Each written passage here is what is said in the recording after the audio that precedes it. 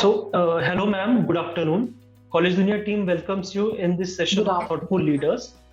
The main motive of this session is to bridge the gap between the students and the colleges by providing them with the relevant and authentic insights or information about the colleges and the courses.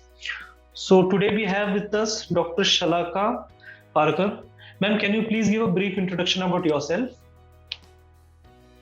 A very good afternoon to all the elite viewers. And I really thank College Dunia team for giving me this opportunity. I'm Dr. Shalaka Parkar. I'm Dean MBA at D.Y. Patil Institute of MCA and Management, Akurdi, Pune, which is located in Dr. D.Y. Patil Educational Complex, Akurdi. And I have been in the teaching fraternity for the past 22 years. I'm a language and management combination. I started my career as a language teacher in the Polytechnic, post which I did my PhD in management and my master's MBA in HR. And that's how I, am associated with the MBA program now for the past so many years. So that's all from my side.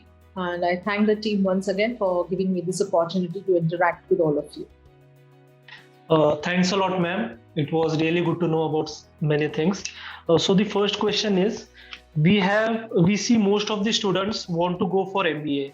Can you please throw some light about this program and tell why there is so much craze and so much boom for this course? Well, Masters of Business Administration is a typical two-year program, as all of us know, and it aims at making a candidate possess expertise in various aspects of business administration. So in the first year of MBA, the main focus is on giving students a brief overview of generic aspects and subjects of the management. And in the latter part of the first year, they're also introduced to specialized areas from which they shall choose the area they want to specialize based on their interest or their aptitude.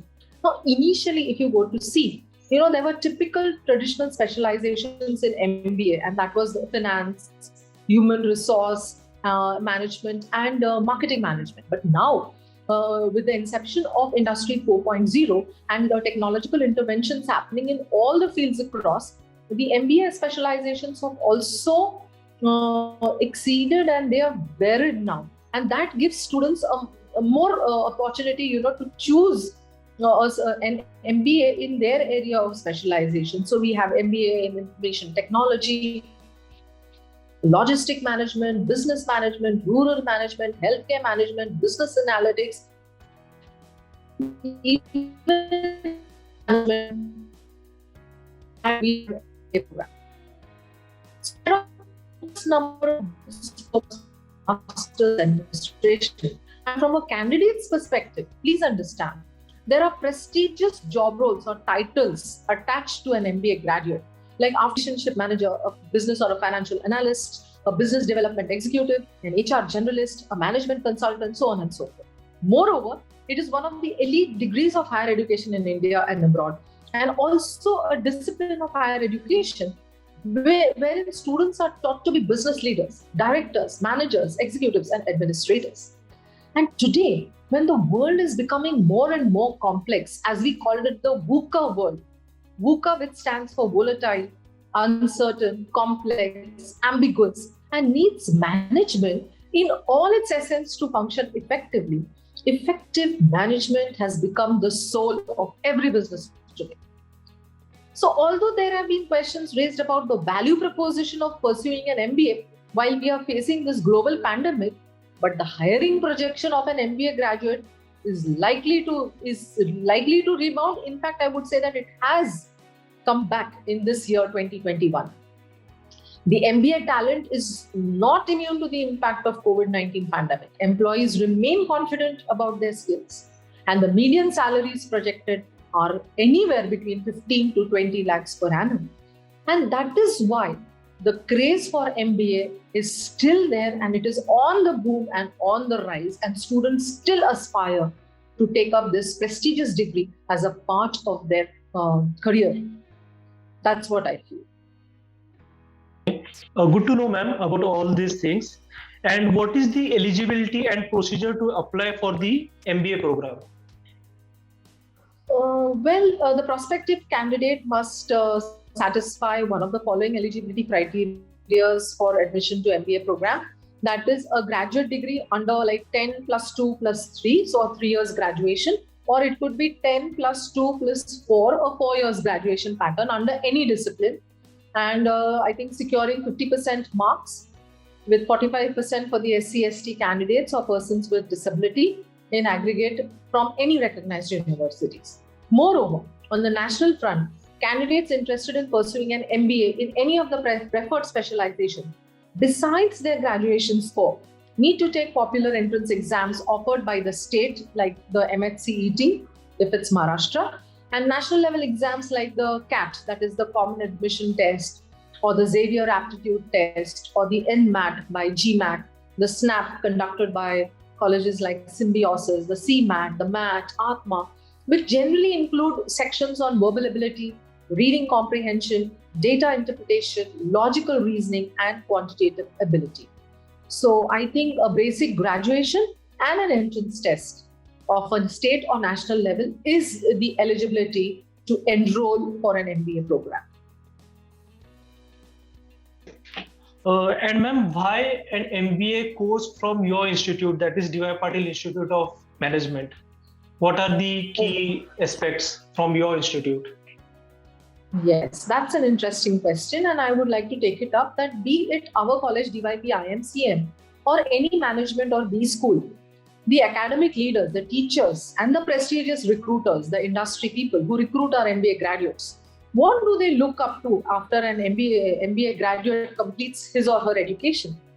They want them to be a job-ready workforce, equipped with skills besides their technical knowledge of their specialization in soft skills and higher order thinking skills such as strategic thinking, analysis, networking, toughing out high pressure situations, professional pragmatism, so on and so forth.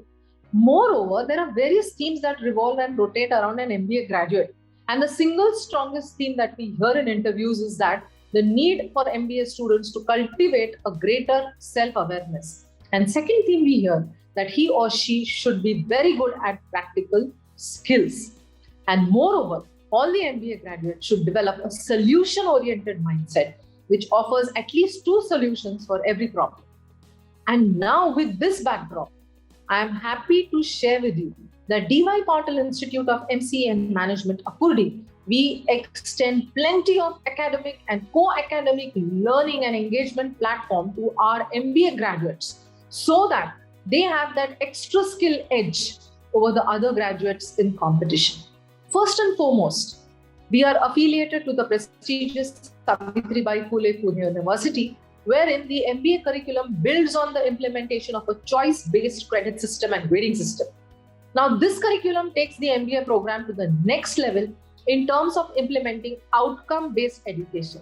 Here, the students get the opportunity to value add by choosing course electives that suit their interest and aptitude.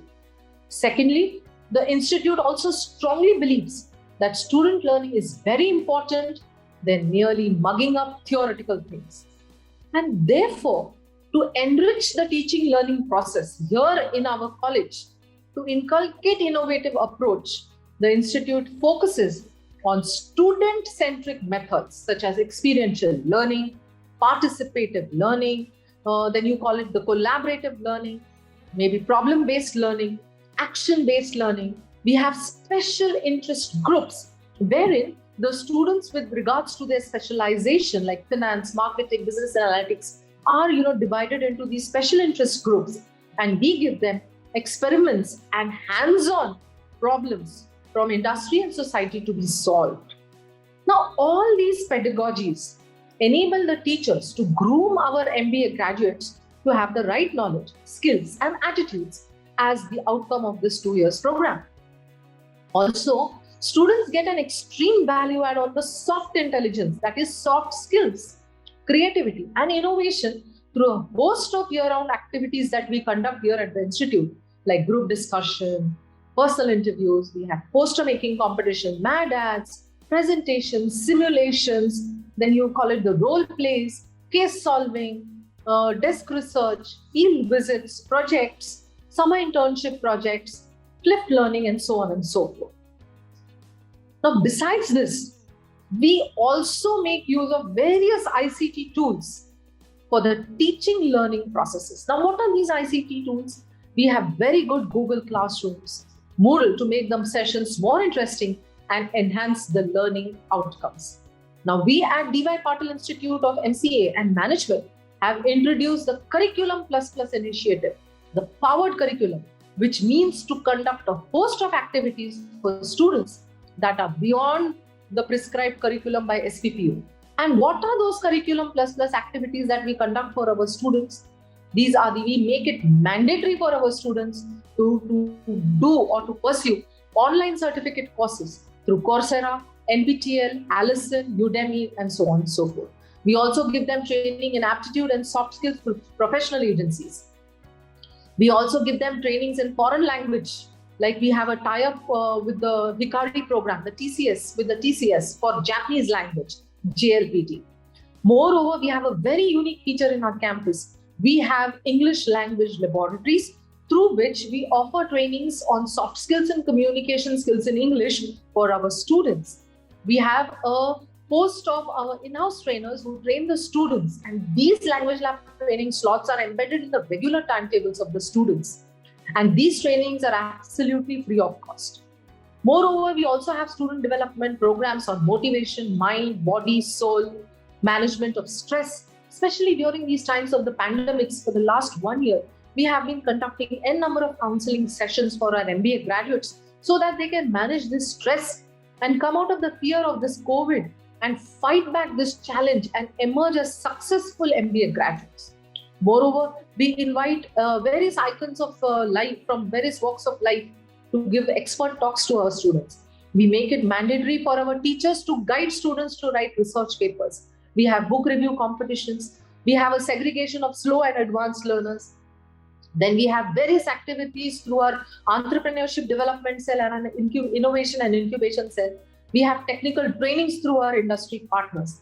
Moreover, we also have a differential monitoring and mentoring practice where the institute focuses on the overall development of students. That means every faculty member is assigned 20 to 25 students, and these faculty members mentor these students like second parents. And we conduct regular guardian faculty member meetings with these students to understand their problems, not only related to academics, but also related to their personal life. So this is a completely new phenomenon that we practice over here.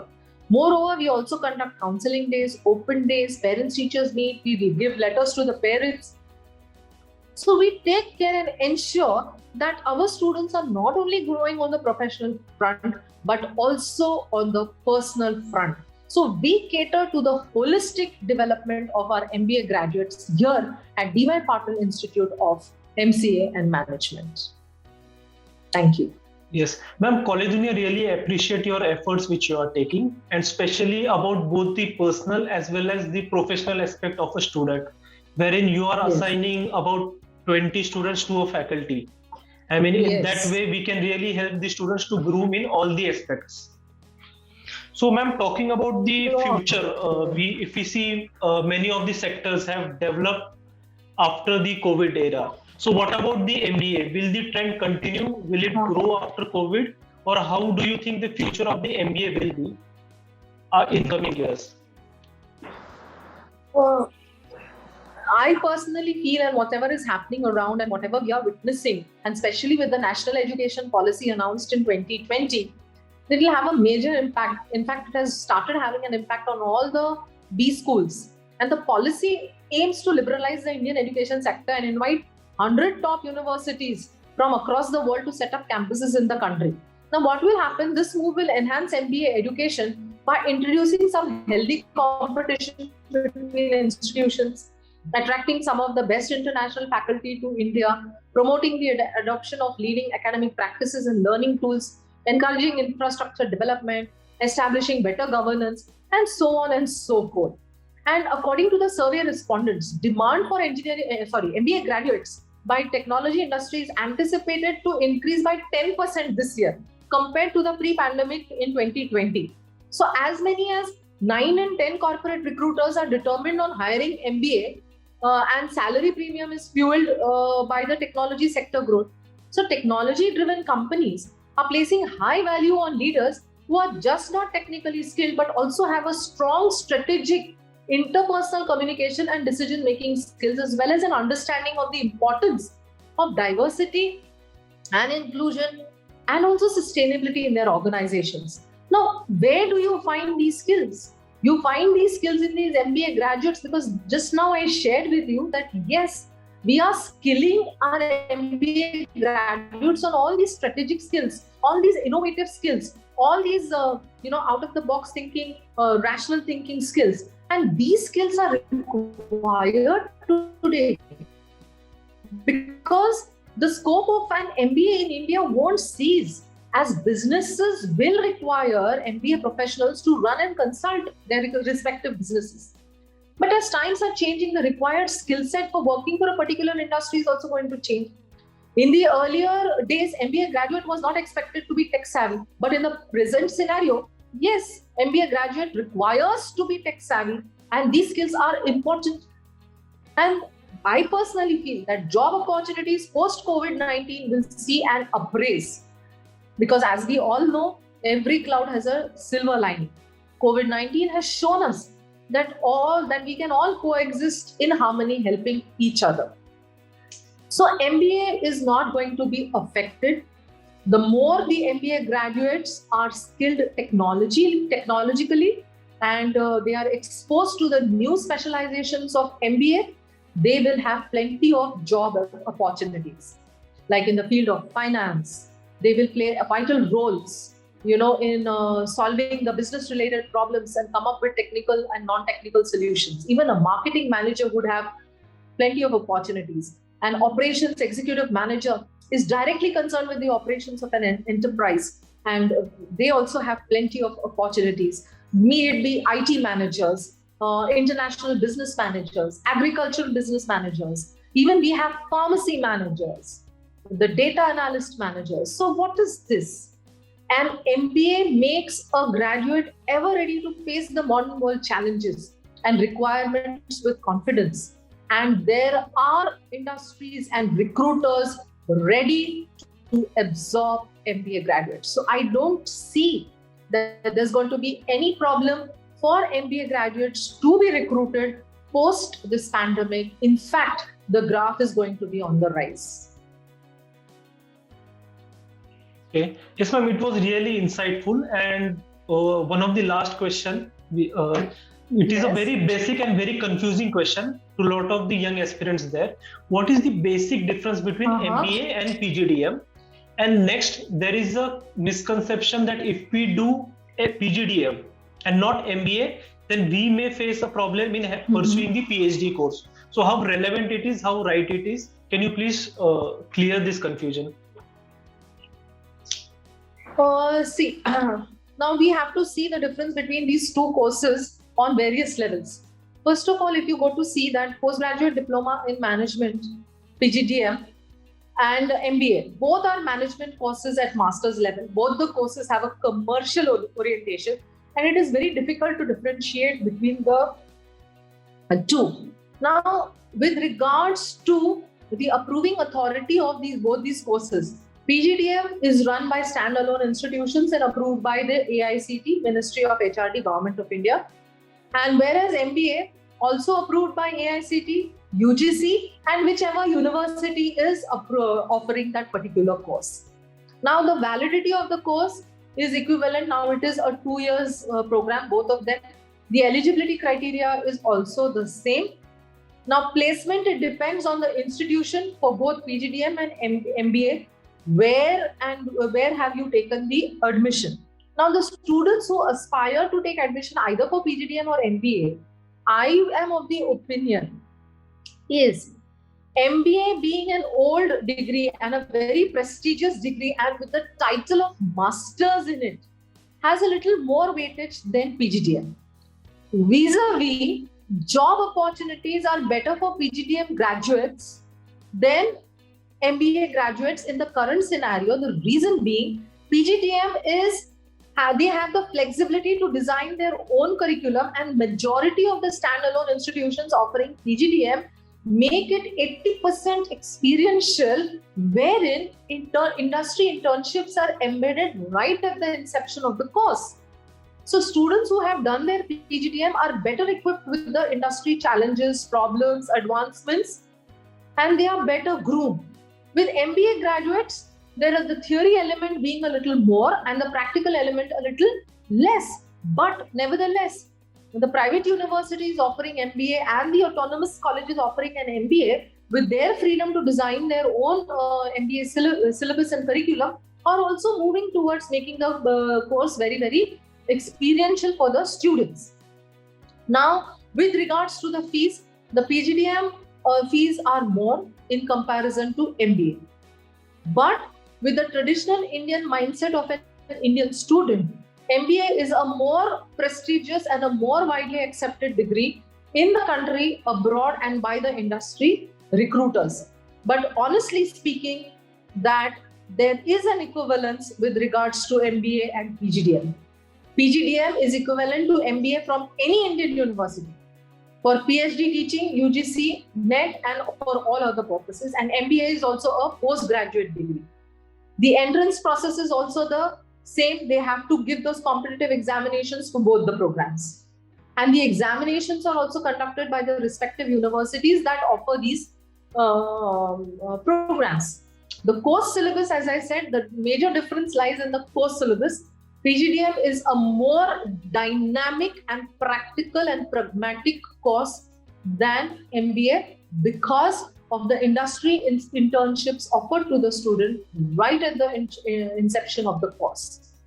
Rest, both are equivalent and both prepare management graduates to serve the Indian community, society, and industry at large. That is what my take on this question is.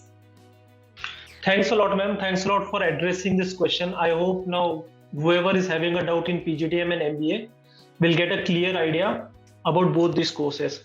And it was really, ma'am, an insightful session. College Dunia team really thanks you for sharing your valuable time with us, and hope your insights are there live soon, and it reaches to every of the student. So thank you, ma'am. Thank you so much. It was a pleasure and opportunity for me to interact with all the viewers of College Dunia, and I'm grateful to the College Dunia team for inviting me over for this session. Thank you so much. Thank you. Thanks a lot, ma'am.